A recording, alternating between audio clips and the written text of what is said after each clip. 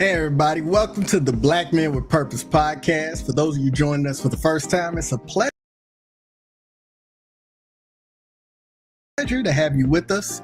This is a safe space where we share our thoughts on a multitude of topics in hopes of helping Black males, young and not so young, overcome obstacles and challenges that can be hindrances to happiness, productivity, and success. We believe that through our experiences, successes, and failures, we can have some conversations that might help other Black males in their respective journeys through this thing that we call life. And listen, today we are coming to you. Look, we know that in the federal government, certain months and certain holidays can't be celebrated because they target specific groups. But here at the Black Men with Purpose podcast, we don't care nothing about none of that. So we're here. We want to acknowledge Women's History Month. We want to acknowledge the amazing contribution of women in spite of patriarchy, misogyny, chauvinism, and all of these things. And so we come together to have some conversations about our personal experiences, our personal growth in the area, because I'm not trying to speak for everybody else, but I know that even though I grew up in a woman-dominated household and I got to see women doing amazing things early on in my life, I myself espoused crazy ideas about the ability of women to lead and to do things that were traditionally considered the job of a man because of the shackles and the pervasiveness of patriarchy. And so we're going to open up how we've been opening up this season with a new section that we introduced this season. How y'all feeling? And brothers, we don't have to necessarily go into the topic, but let's just catch up. It's been a couple of weeks since we talked, so tell us how you feeling. Let's start with Brother Ray this week.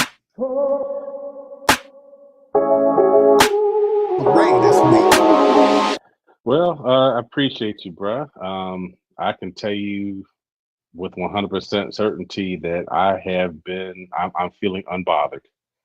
I'm watching, as you said, how things are taking shape in this country. Watching, or hearing how the current quote unquote leadership of this country loves the military and loves veterans, but watching them do everything except show how they love the military and love the veterans by cutting 88,000 jobs from the VA, and the majority of those people, or a good portion of those people, are veterans that have lost their jobs.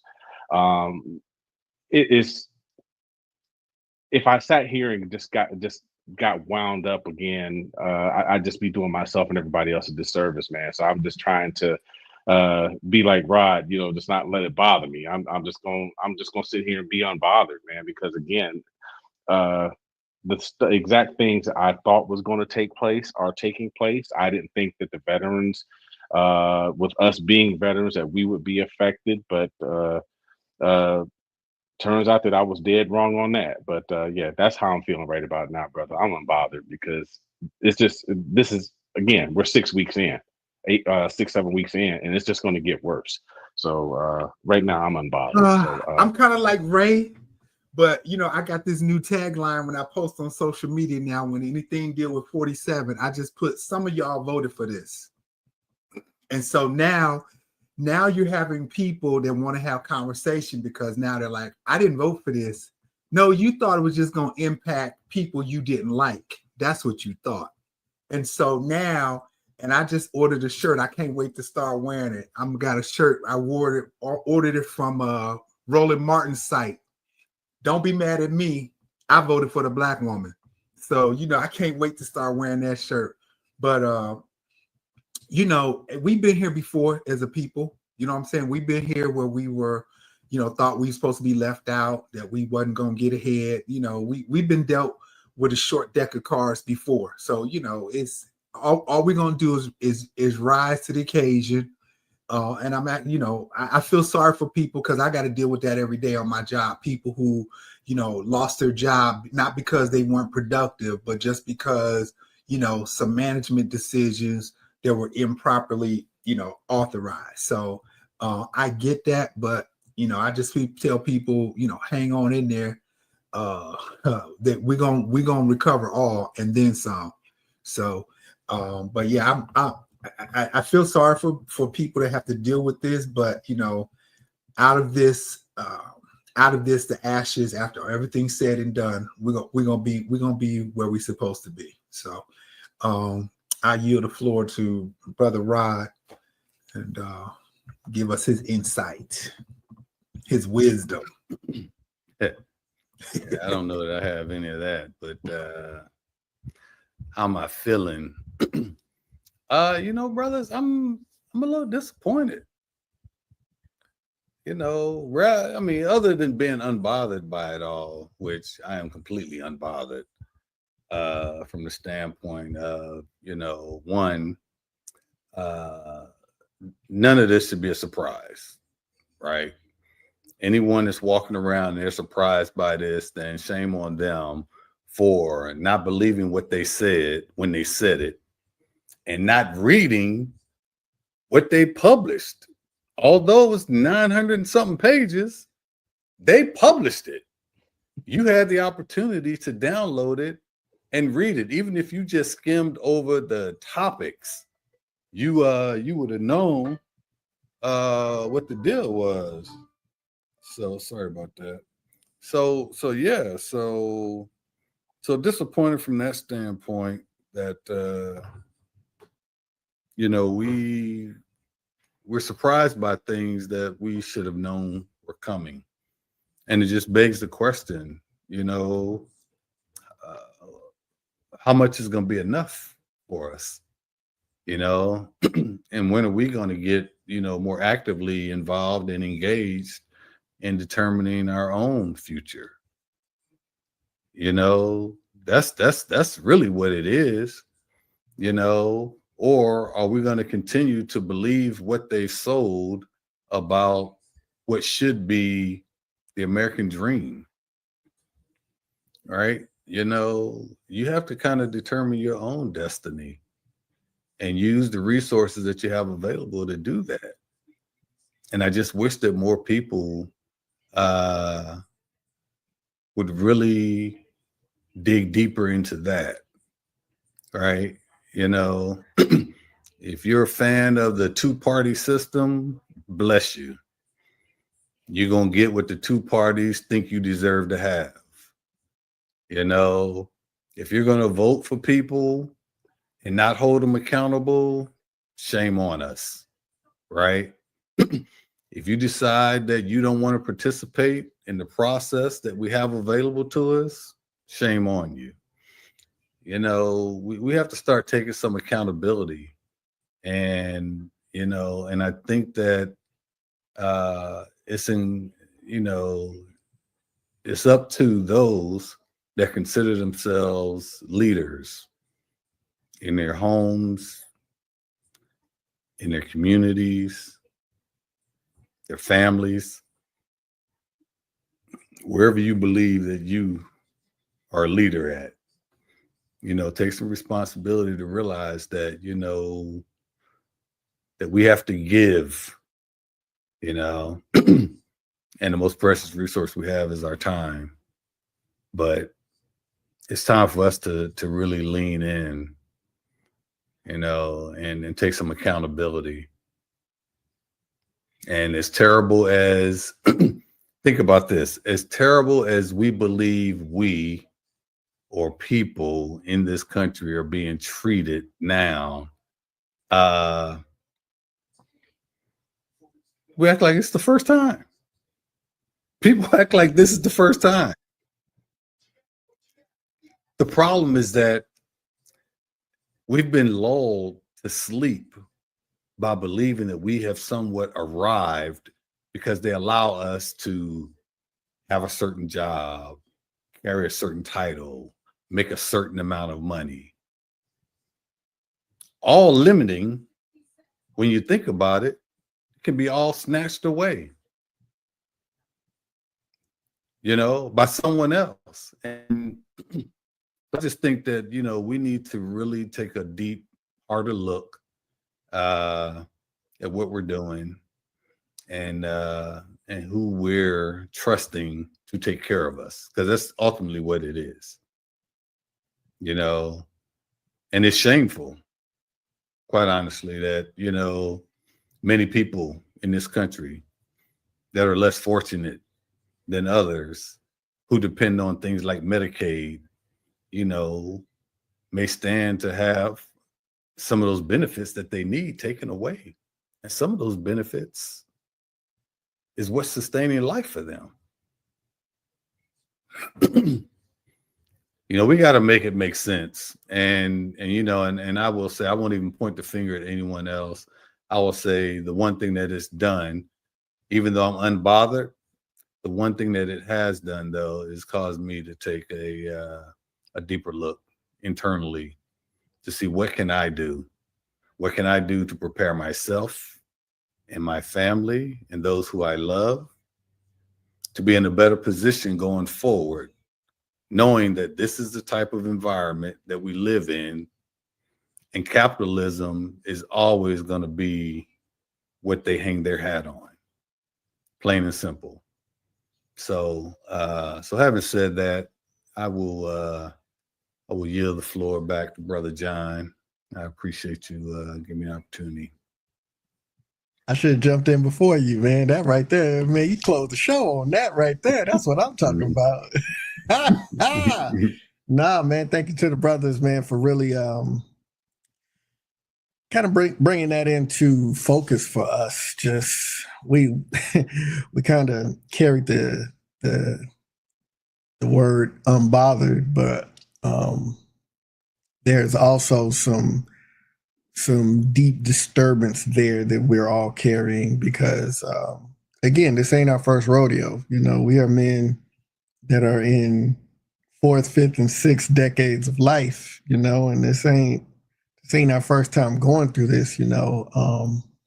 I kind of retell the story of believing that I would not live to see an America where racism wasn't part of the fabric of what it is. I was like, maybe one day, but it won't be in my lifetime. And then, you know, when George Floyd happened in the protests of 2020 and 2021, I started thinking, oh man, we're making some progress. But I have to remind us that pendulum swings. And I'm comfortable with the idea that it may not happen in my lifetime. That doesn't stop me from being serious about the fight, about doing what I need to do. Like Brother Rod said so eloquently, taking a deeper look. What can I do to be a better citizen, to be a leader, to be someone that can create better pathways for the people I love, the people I'm connected to my communities of interest, in my communities that I'm connected to. And, you know, each one teach one. If we can continue to, again, like I say, we can't maybe influence thousands of people, but maybe we can influence 10. And that's the best start. Absolutely. So, you know, you got a row of 4 brothers sitting here, and I'm reminded of the song, one of these people are doing their own thing. When I got up here to think about how I'm feeling, I'm feeling like today was the second day of daylight saving time, and you know, I'm still getting used to the sun being up this late and all of that, and tired at work, and free agency in the NFL started, so I'm watching all this movement, and teams I'm interested in ain't doing nothing. But I am feeling excited about my fit, which says drink coffee, fight racism, and empower women. And it's brought to you by Mahogany Mommies. Appreciate y'all. So yeah, you know, I am feeling unbothered, but I'm also listening to y'all brothers, man. We right here in the thick of it, you know, especially me and Byron, man. We right here in the DMV, man. I gotta ride the metro into DC to go to work. And, you know, it's just the foolishness is thick. It's thick. Real It's yeah, man. But you know, as we come to talk about Women's History Month, and you know, we kind of open that up, you know, and I'm definitely going to invite the fellows to kind of share some perspectives and some stories. But I did want to kind of have a conversation about patriarchy and its beginnings and why it existed, because patriarchy is not something that has existed always. It started kind of in the beginning of land ownership and, the agricultural revolution, when we start to shift from like nomadic hunter-gatherer societies to settled communities. Patriarchal systems started to form during this time. A lot of times in these societies, land ownership and food production and things like that became central to power, wealth, and things like that. So consequently, men who were typically performing like the physically demanding tasks such as plowing and hunting were able to gain the dominant position.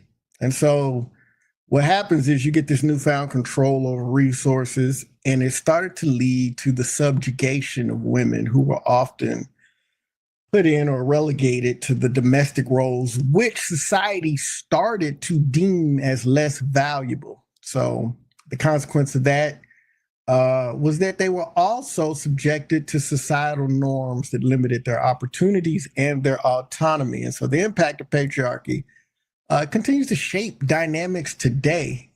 So the first clear signs of women being treated categorically different from men, they appear close to 5,000 years ago in ancient Mesopotamia, which is the historical region around where the Middle East is, like think Syria, Iraq, Turkey. So about 5,000 years ago, they start to show that they were taking a lot of effort to draw up detailed lists of who was important in populations and who should get all of the resources. And there are some crazy impacts of patriarchy that we don't even think about. One of the stories that I like to tell is seasonal allergies and how they've gotten worse is a result of patriarchy, because when city planners got together to build cities and neighborhoods, they wanted to have trees and plants in these cities and parks and things, but they were concerned about having male and female trees and plants because that would start the growth of fruit and things coming. And the fruit, when it was untended to, would fall onto the sidewalk and the road, and it was just a mess to clean up. So they came up with the bright idea. They said, well, instead of putting both male and female plants in the cities, we'll just put male plants so that no fruit will be pollinated and it'll just be male plants. And so you get all of this excess pollen in the air because it has nowhere to settle and it causes allergies. But here's the kicker. If they would have decided to just put all female trees, they don't create pollen. And so there wouldn't be allergies if they would have chosen female trees. But scientifically, the thought was male trees were superior. And so thanks to patriarchy, my eyes are runny and I can't breathe during certain seasons of the year,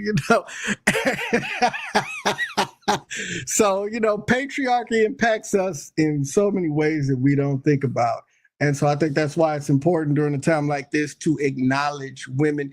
And I think I'll give it a start, just my personal journey. Again, like I said, I grew up, my father wasn't present.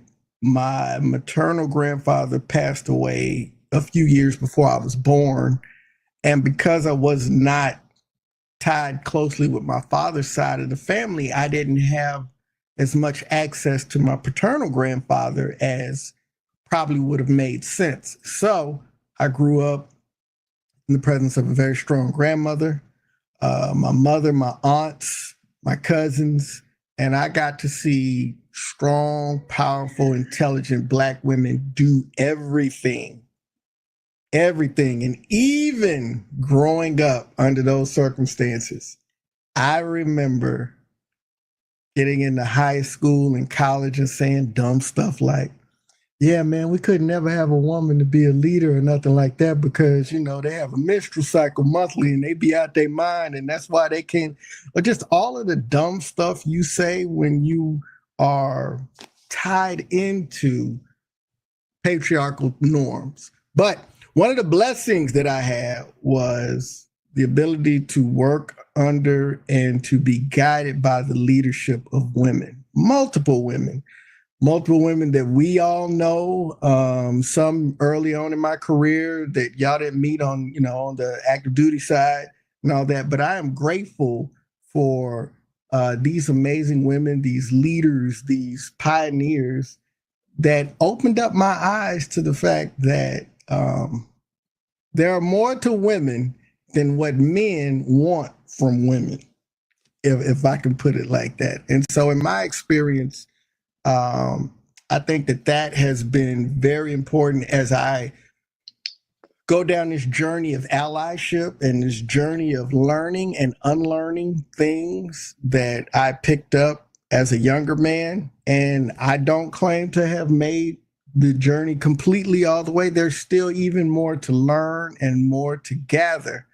And so we'll start the conversation there. You know what? I think I'm going to start with Brother Rod because he gonna hit us with something.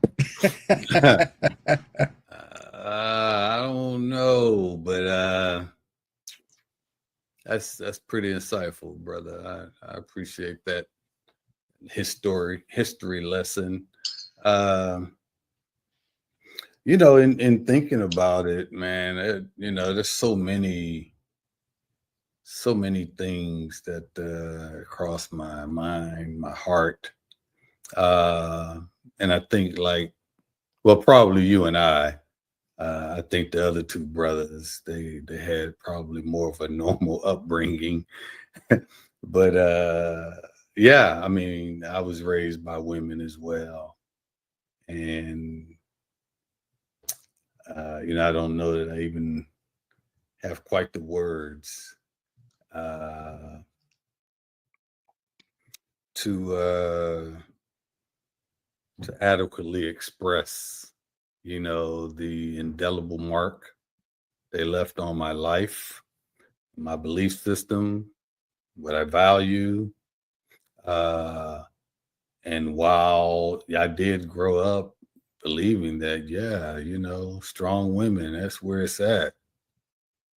But, I as I got older, I would also think, well, I wonder, what if we had to rely on not the maternal instincts of women that said, no matter what, I am going to take care of what I gave birth to, right? And it was left up to the other sperm donor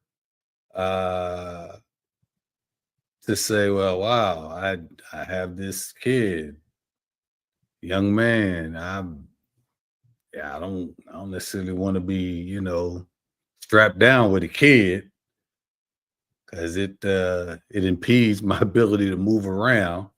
So, but not to give too much energy to men who don't want to be fathers. I would just say, mothers were forced into doing things that probably men would not have done. Some, it's never all, but history shows us that a lot of them did the cut and run, as opposed to honoring responsibility, being committed to something, so I definitely want to honor any and all women, this month, this day, for what they've had to do. And I will just tell you, I've recently been looking back into family history, researching the family tree. And the one thing that kept jumping out at me was that women, generations before us, a lot of them had very specific roles, even though a lot of them aspired to do other things that they were capable of doing, learn things they were capable of learning. And kudos to them that did that and pursued their dreams and aspirations. but those maternal instincts, for a lot of them, always weighed heavily. And the one thing that I learned was that they were so, and this is probably, why we see, so many committed to being independent, strong women today, is because they probably knew that their mothers or grandmothers felt like they had to be subservient, to men, or the fact that they were always pregnant, and so therefore a lot of them didn't and couldn't go and get the types of jobs that were available to them then, so I think the deck was definitely stacked against them pursuing what they wanted for themselves, and they did the job of being a mother and raising kids, and I so appreciate that sacrifice that was made by them. But I realized that they were, in a lot of ways, undereducated, which also further limited their ability to do something different. And they had to take what was basically given to them. That was it, And if you didn't have a good man and you had one that wanted to talk down to you, or put their hands on you, a lot of them had to take it, which made that man no better than a slave master. So I think about the challenges that they had to overcome. And I just want to say, we need to recognize the history of where we come from. And then also make sure that we're probably not ever going to have balance, but we need to certainly make sure that we prioritize the right things as it relates to reclaiming and rebuilding and acknowledging what the Black family should look like and how it should function. And I would think that any man, if they want to do a favor or pay homage to any woman, whether it's one that gave birth to them or one they claim they love, it would be to be committed to that idea. Forget about how you feel. And that's one thing that I've had to learn as I've grown as a man, was that, yeah, the feeling of happiness, of joy, and anything else that you want to feel does not take precedence over your need to be committed. Our families need that. And if we're ever going to see the Black family and our communities flourish the way that they could and should, we've got to embrace that first and foremost. And then if you want to feel happy and joyful and glee and all those things, then you work with your partners to get to that place, understanding that you got to invoke the law of reciprocity. You have to be willing to compromise. You have to be willing to hear her. We got to do better. So as we recognize, women's history and all that women's contributed to, this world that we enjoy today, we as men, as especially, Black men, we have to be more committed. And so with that, I will turn it over to Dr. B.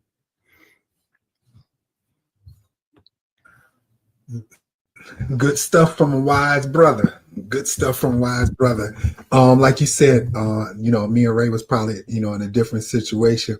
But one of the things my mother used to say, she was like, your dad don't have to come in here and tell me he's the man of the house. He just do what he's supposed to do. And because of that, she yielded her alpha female role, as you will, to him because he did what he was supposed to do. And I say that by no means was my mother not a strong woman. She was, so she could run the house if she needed to, but at the same time, like you said, Rod, because she had a partner that believed in her, supported her. Now, the one thing, my parents were married almost 50 years. Not one time, I don't know if they got in the car and went and argued. I don't know if they went to the garage, but me and my siblings, not one day have we ever heard my parents argue about anything, about money, about none of that. We never heard them argue. So not only did my dad support my mother, but then he was also, he acknowledged her as a woman. So even though he was the head of the house, he still acknowledged her as the woman.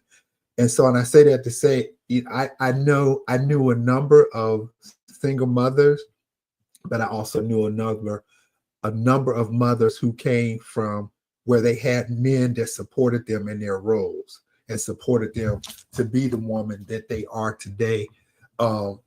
So like you said about us doing our part,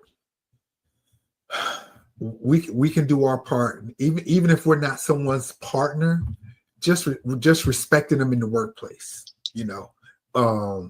supporting them when we can, when we know other people are not going to support them. You know what I'm saying? And, and that for me, I know I'm still evolving on that, is learning how to support other women, because I know they're not going to get the support in the workplace, especially, I know, Rod, you don't care, but, me and John might be out here trying to find somebody.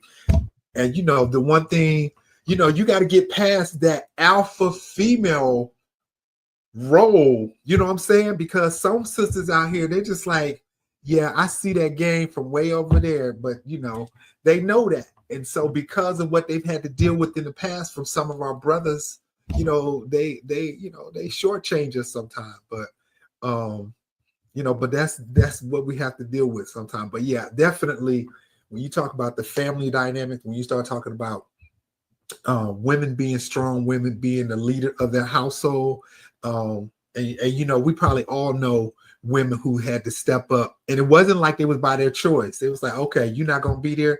I got to step up because I got to take care of my children.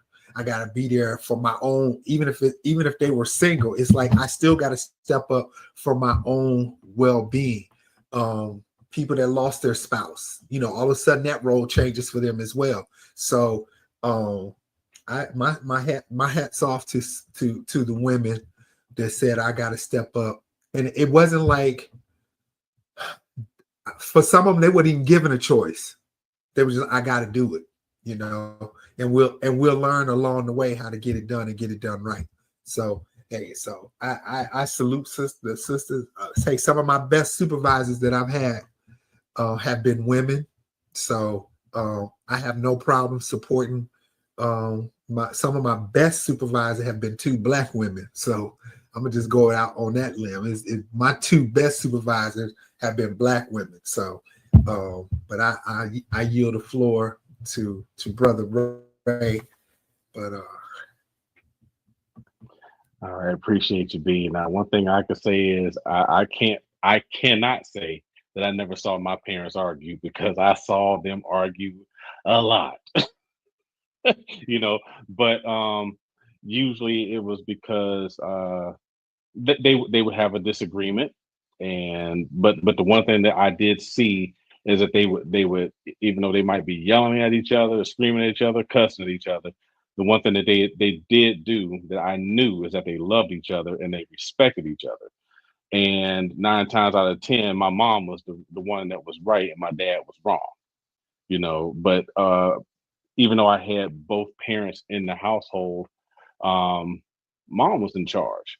Yes, dad was the provider, even though mom had her own thing, but dad was the one that, I'll say emotionally detached, because that's what he saw coming up from my grandfather. My grandfather was emotionally detached.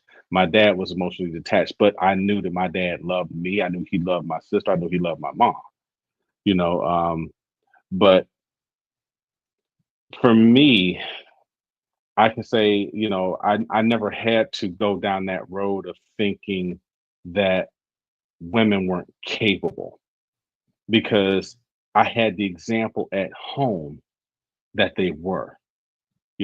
We've talked about history. I talk about my mom, and it's my dad encouraged my mom when she used to work at General Electric. She was not happy there. And he was like, "Well, Joyce, what is it that you want to do?" And she told him she wanted to own her own business. She wanted to be a cosmetologist. My dad supported her with that. My mom was working full time and going to school part time to become a cosmetologist, but she accomplished her goal. She achieved what she wanted to achieve, what she wanted to be, and she was one of two Black women that owned their own businesses in Warren, Ohio. My mom and my cousin Ruby was the other.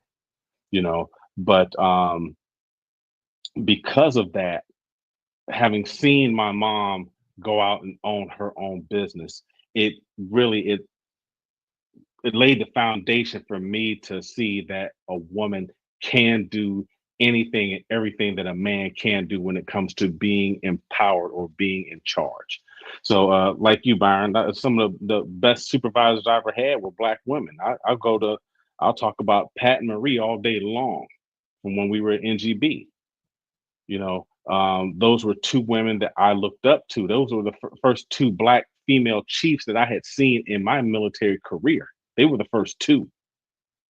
And then I got to know some other ones that were out there in the States and everything, but those were the first two that I had ever seen.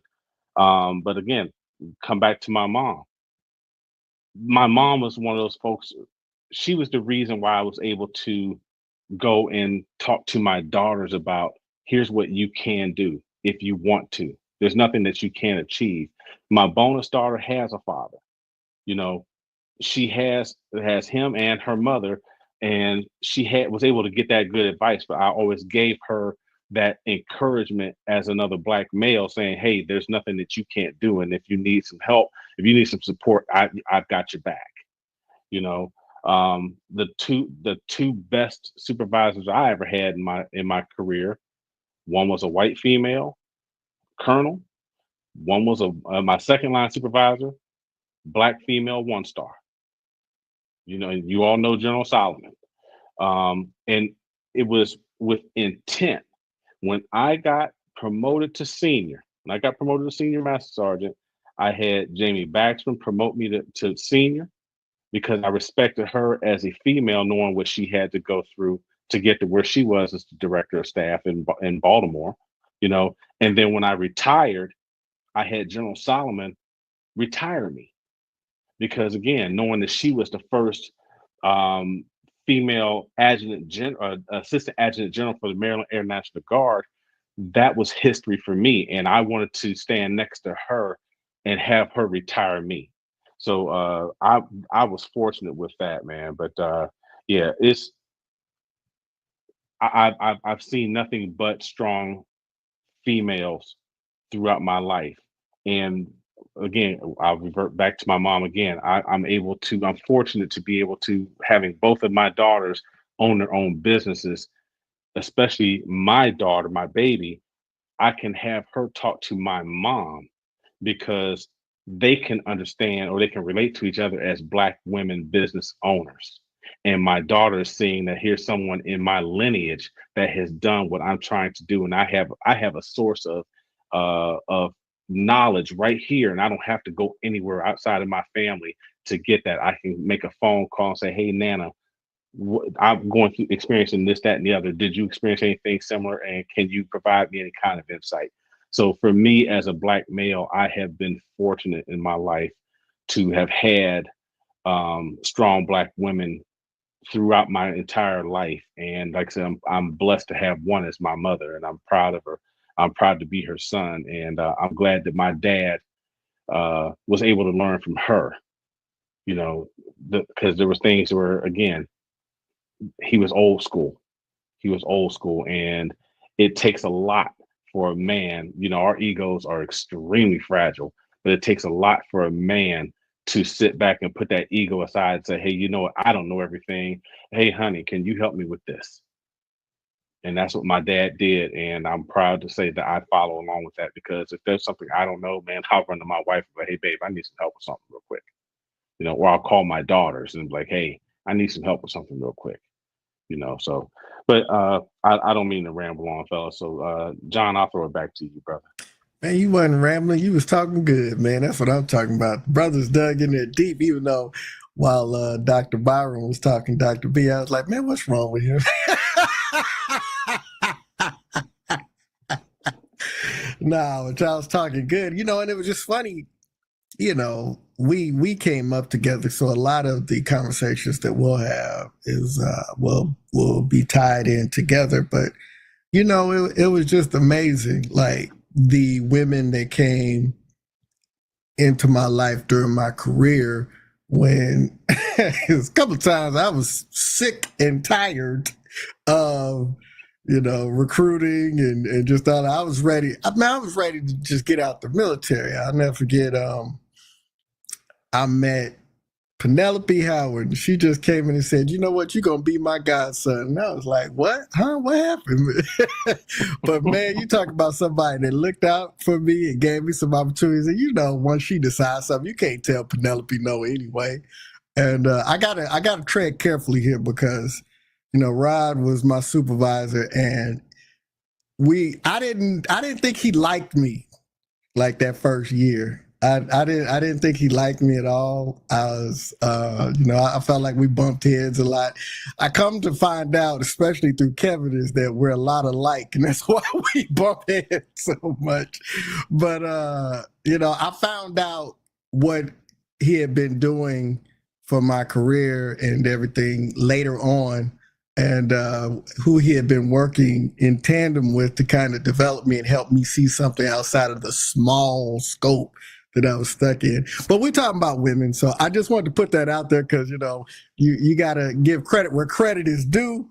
But I do remember, as a young recruiter or a young person in recruiting service, Pat Jones telling me there was something that they wanted me to do, and I was so mad that I had to do it. And we had a conversation later, and I was like, that worked out better than I thought. And she was like, I knew it would, because you don't see yourself, but I see something in you, and you bigger than what you think you should be doing. And, that was one of those first examples of a leader just kind of pouring into me like that. I remember I was superintendent out in Scott, and just ready to retire, done. And Colonel Kathy Linton, white woman, but man, she just saw something in me. And she got to telling people, there's something different about him. He's a leader. He, this, that, and the other. And I always say I felt like I was out there with no family, because, I didn't have no officer leadership of me. We were just out there free agents, just doing what we had to do. And everybody was just like, oh, John, you know how to do what you need to do. You don't need nobody. But I was like, I want to feel like somebody love us too. So, her seeing that in me and selecting me to come and be the chief of in-service recruiting, was a great honor that she saw that in me. And then, like Ray said, when I got up there, Nefra and Jessica Cumberbatch, they were chiefs up there, and they pulled me in. Jessica specifically, somebody that I respect so much, because she was such an important leader in an important time of rebuilding the confidence of the command and everything. And then to go through what she went through, to lose her son. And for me, I'd have been done, but, she still gave, us more than we deserved, even through all of that. And I remember her specifically positioning me when I got there. She said, look, I know that a lot of us have specific skill sets, but you're good with the people. So I want to position you as the superintendent so that you can come in and do the people things, because we know you got this. And this is something that's really missing at a time like this. And, when you think about just your life, I could go on with personal examples. I think Ray just got me going down there because he started talking about all these amazing supervisors and women in leadership that impacted his life. And that's the first thing I thought of, is just there were a lot of amazing women that saw things in me as a person and as a leader that I didn't see in myself. And Rod too. Got to give credit where credit is due, you know. And I'm grateful, you know, personally. I'm grateful. A few stats, you know, and then I'll toss it off for any final thoughts that we want to have. But a few of the benefits of women in leadership when it comes to business and society. Women leadership often encourages diverse perspectives because women often bring unique viewpoints and experiences to the table, which leads more to comprehensive decision making and problem solving approaches, collaboration, and consensus building. Women leaders often prioritize collaboration over competition, and they foster a more inclusive and cooperative environment. Empathy and social awareness. Studies even suggest that women leaders demonstrate greater empathy and focus on social issues like healthcare, education, and poverty alleviation. They obviously have a positive impact on gender equality. Seeing women in leadership positions is inspiring and empowering to other women, and this also promotes gender equality and breaking down stereotypes. There's an economic benefit to female leadership. Research indicates that companies with more female leaders tend to perform better financially due to improved innovation and decision making. Here's a big one: peace building, because you know we like to go to war, but women are often seen as key actors in conflict resolution and peace building efforts due to their ability to bridge divides and foster dialogue. And then positive role models. Female leaders often serve as positive role models, not only for young women, but for young men, encouraging us all to be more comprehensive in our pursuit of leadership and leadership roles. And so with that thought, I want to open the floor to the gentlemen for any thoughts you have on what we've been talking about. Yeah, I real quick, and then I'll let the other brothers go. But one thing I wanted to point out is, you know, as y'all were talking about, you know, the women that have impacted your careers in particular, you know, and I think Ray talked about, you know, Jamie Backstrom and General Solomon. And then, you know, John mentioned, you know, Pat Jones. I think Ray mentioned Pat and Marie as well. And John also mentioned Colonel Linton. And, you know, as y'all were mentioning those names, I was just thinking back to, you know, my interaction and experiences with all of them. The fact that I, you know, had experiences with all of them, you know, just let me know how old I must be. But but the one thing that really jumped off the chart regarding all of the names that you mentioned was the measure of their heart. And I would tell you that's one thing that stood out about all those amazing women and leaders and how they led, but also had a heart for taking care of people as well as the mission. And it was evident if you had any dealings with them whatsoever, you know, it's like you knew instantly that they cared about the mission, yes, but they also cared about you, the person, and recognized that, you know, you're more than just a pawn to be used. And so I just wanted to pay homage to those women, as well as Penelope Howard. She was mentioned as well. And yeah, you're right. Yeah, once she gets locked in, then, you know, you just need to go ahead and submit. But just amazing professionals, amazing women, amazing leaders.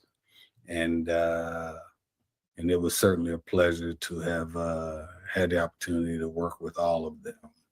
So I just wanted to mention that, you know, I think sometimes, you know, those that just get up and do it because it's their duty to do sometimes get overlooked. But when you look back and you recognize the tremendous impact that they've had on real lives.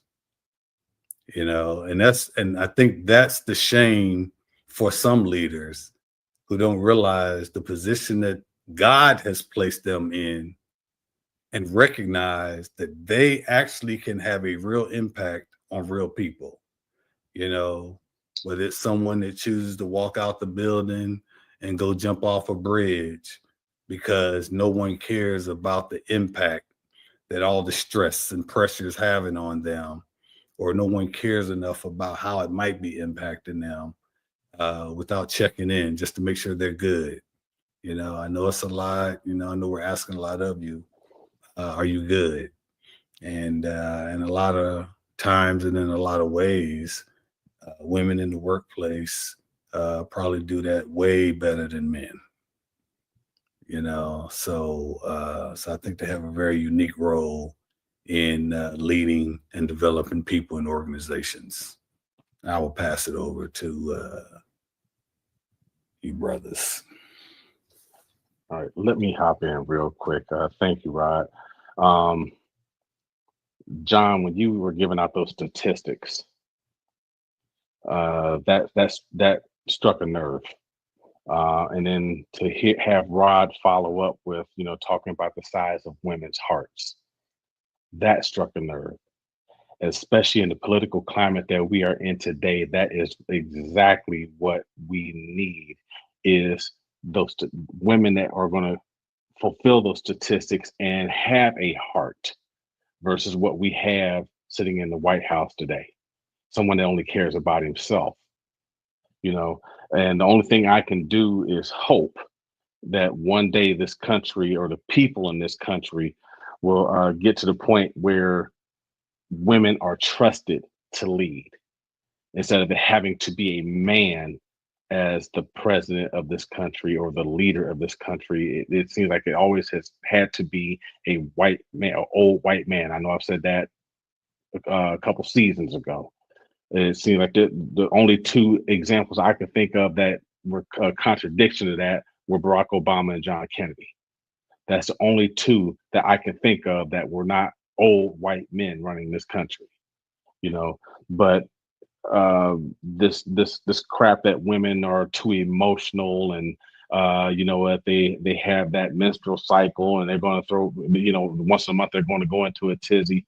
Man, that's the biggest crock of crap I've ever heard in my life, you know. But that's exactly what we need. We need someone who is going to look out for everybody else in this country instead of looking out for the top 1%. And that's what we're missing right now. And it's becoming more and more evident as the days go by. But two things, and I'm done. We talk about women, you know, we talked about those names, you know, Marie, Pat, you know, Penelope. We talk about those folks. And Ray, you talk about how they still care. I remember when I was in the hospital in ICU and I had my stroke. Day 3, Marie Gaynor walks in the room. I don't even know how she found out. I don't know if Caleb must have called her, but she came in and she was like, "This is what you're gonna do, because this is what the doctor telling you need to do." So so yeah, she said so she came because she cared. You know what I'm saying? We was long gone out of uniform and she cared.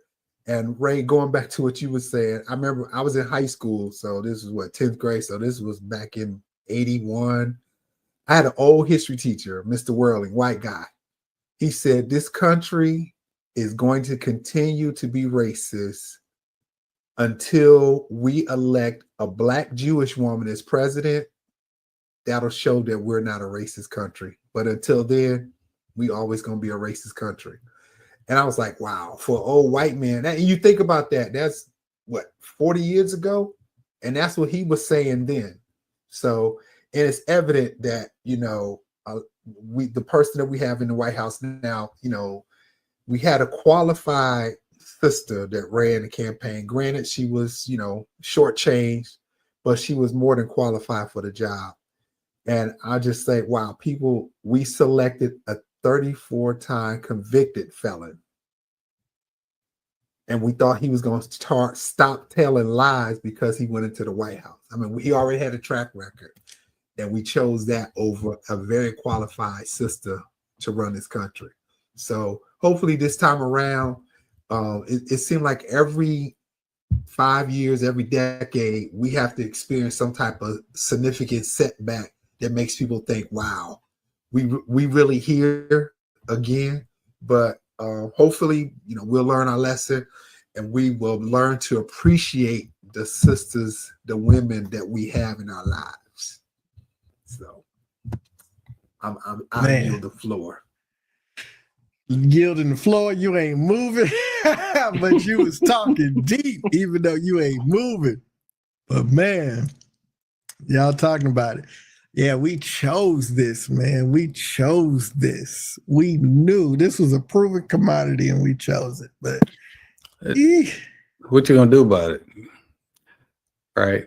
So that's the question to this country, to the world. What you gonna do about it? Right. So you got exactly what you got because you either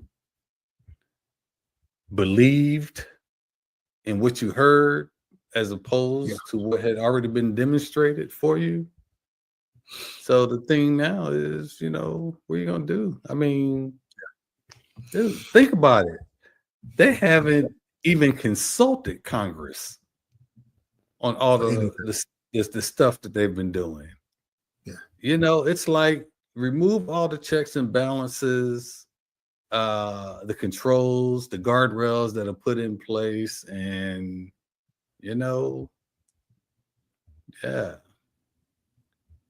autocracy. But hopefully people will actually start doing their homework when they start voting or just anything in life. Let's start doing your homework. I talked to somebody last week who voted for 47, and the reason why that person could not support Kamala, because this person was under the impression that Kamala and Bill Clinton came together to write legislation to keep Black men incarcerated. So I break that down. I tell the person, I said, there's at least a 20-year gap between Kamala Harris and Bill Clinton. I said, as a matter of fact, she didn't even finish law school to almost his second term. And when she became the state attorney general from California, Clinton had been out of office almost 10 years. So how did they collaborate? Well, I saw it somewhere. I said, did you do your homework? And so hopefully, if nothing else, we will learn to do our homework, like you said, Ron. Can we do our homework and start instead of just seeing what we think we see? Can we do our homework with anything as a people? Can we do our homework? That ain't a homework issue, because you go find that fact right there, and you mean to tell me you can't see what's right in your face with this other? Like, man, it's crazy to have these arguments with people like, why are you saying he's like this? I'm like, okay, the Department of Justice came down on him and his pops because they didn't want to rent to brown and Black folks. He put out a whole ad in the newspaper for the Central Park 5. Like, yo, man, like, run the track record on this dude. Like, man, I always tell people, I lived in Vegas. I saw the people and the companies that he didn't pay, and he destroyed their livelihoods. It's obvious he wasn't going to pay like the people that were working in his properties, but there were contractors and construction companies that had to go out of business just because he signed a contract and just didn't pay. Like, this is who he is as a person. And you going to come and bring up some fantasy. Well, yeah, Kamala, I don't think she's really Black. What? Like, no, there's a wonderful story I heard. Well, it's not a wonderful story. It's a terrible story, but it wonderfully describes what's going on. And it was told by a woman. So I think it's apropos to tell the story that this woman told. She was like, when you think about when desegregation happened and there was these public, beautiful pools in these neighborhoods, and as they started to desegregate these neighborhoods, and Black and brown people start to have access to the pools, instead of figuring out a way to the times or come up with some dumb laws, them people drain the pools and put cement in it because they would rather nobody have a pool than for brown and black people to have access to a pool. And so all the time we're saying that they're uneducated, but sometimes we got to really think they would just rather nobody have access to the good stuff rather than black and brown people having access to it.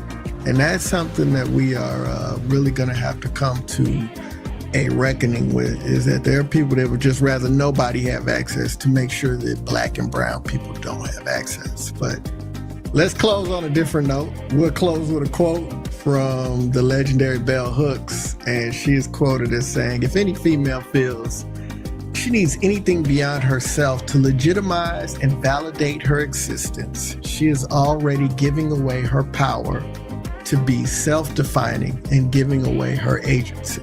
And again, that's Bell Hooks. So with that thought, we'll be back with some more conversation, but we out for this week.